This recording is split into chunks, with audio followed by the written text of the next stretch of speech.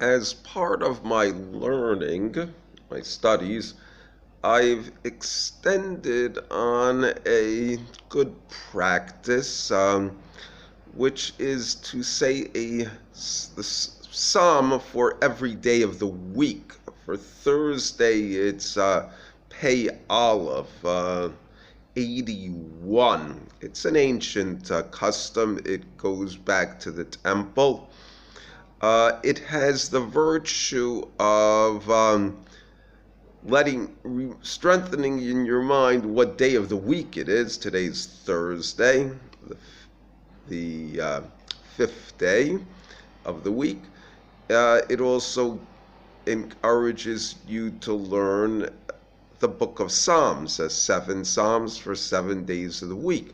What I've said is that I'm going to do it also for the day of the Hebrew month. Today is the 18th of Cheshvan, and what I'm saying for that is Peiches, 88. And it's also the 9th of October, so I'm saying Nun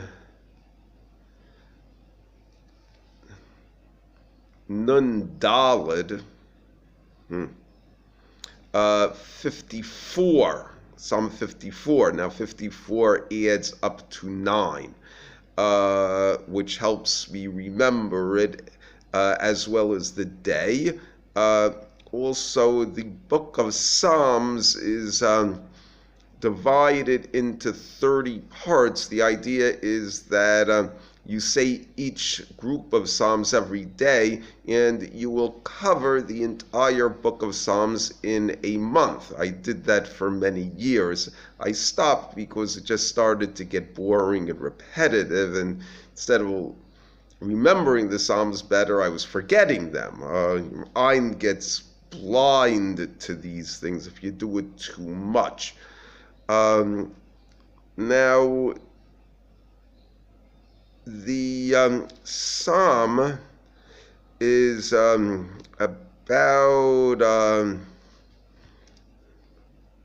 when David was fleeing from King Saul, and he came to the wilderness of Ziph. It's the name of a place.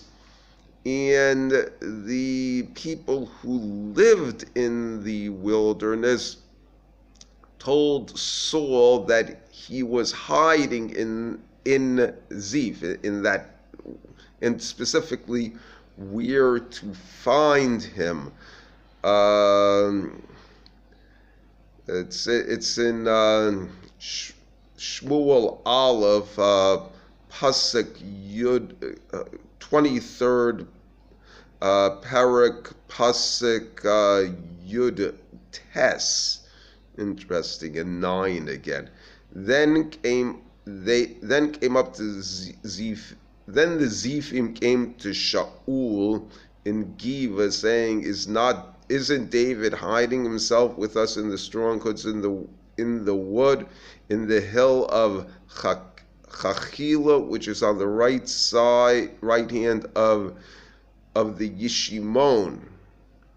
Therefore, O king, come down according to all thy heart's desire, and our part shall be to deliver him into the king's hand. So they're clearly informing on David. The idea of Shaul, he's pursuing David basically out of the sin of not killing the king of Amalek, and all of Amalek is basically ruling over him. And the reason he didn't, the idea of Amalek is total denial in religion, atheism. And the idea of Shaul sinning and the nation of Israel sinning in this is that they're reserving the right of total denial. That's would seem to be the reason that HaKadosh Baruch Hu is so angry at Shaul and angry at Israel by extension, who basically supports Shaul on this. In the case of David, he is the personification of total acceptance of God. As a result, he's basically being persecuted and pursued, and their hope is to kill him because of his beliefs. That's the idea. In the case of the Zifim, their sin is particularly heinous because what this is an extension of is the story of the city of Keilah, which was a city that was basically always being pillaged by the Plishtim, the Philistines. And HaKadosh Baruch Hu tells David to attack the Plishtim who are plaguing that city, and he will give him victory. And David does it. And the people at first are very kindly disposed to David, and after that they basically turn against him. What happens is David is basically suspicious of him, so he asks of the Urim and Tumim, the prophetic aspects of the priests. Should he stay in the city? And God says to him through the priests that don't stay in it. They will betray you. They will deliver you to Saul. So you'd have thought that the fact that David personally rescued them, that it would make an impression upon them, but it doesn't. The more general idea of this is that what you have in Judaism, you'll have people who are learning it, and generally as a child, also as a student, and then they will keep on learning it, and they will keep on doing it with a full heart. Then they'll come across a particular precept that they do not like, and they will reject that precept. But the problem is that as they learn and as they do mitzvahs, they feel guilty about that. And that rejection and that guilt colors everything about religion, and eventually it causes them to just reject all aspects of religion. And that is what we're talking about here. That is what we're talking about with Amalek. And eventually David prevails. Okay, Israel has had an aliyah, an ascension in crowning Shaul as king, basically because he believed that religion should permeate even your mundane aspects of life. But the idea that they can't turn to denial has caused them to fall. Now there has been a significant time lapse in that, not that long actually. Well, there's been a time lapse in that. They're ups and downs, okay? And that's the story of the Jewish people, ups and downs, but the trend line is up. So when we're talking about Psalm 54, okay, starting with, shall we say, Pasuk Gimel, okay, says, God, in your name deliver me, and in your strength judge me. Now, what this is basically, the main thing about this sentence is David is asking for the deliverance of God. He's saying, save me. That's what it is. Save me. And it's the fact that it has the line has 5 words and differing ideas in it is basically to express that idea, and that the idea give the idea a degree of strength. Okay, if it just simply said God save me, it wouldn't be as strong as it is with the additional 3 words. Now remember, this psalm only has 9 verses. Okay, and you can look at what each of these words mean. Okay. Then he continues. He says that he asks God to hear his prayer and to the words of his mouth. Again, strengthening the idea that David is making a request to God, and he's saying, please pay attention. And he says, for Zarim have risen up on me, and Aritzim seek my soul. Now, Zarim, it's the language of a stranger, or strange, or a foreigner. What he's doing is he's basically calling these people weirdos. Okay, and it's aimed at the people who are the Zifim, who live in the backwoodsmen that live in Zif, and Aritzim are bullies. Okay, that they want to kill him because that they have not placed God opposite them. Now, the word here for God is Elohim. It's one of the most common expressions for God. It's not the essential expression. What it is it means, really basically means powers, or the powers that be.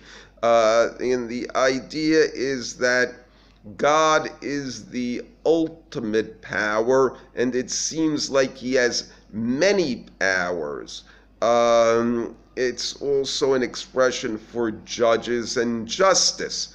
What he's saying is that they have no fear of God. That's their problem. That's why they hate him. That's why they want to kill him. Okay. Then he says, behold, God will help me. My Lord is somchei.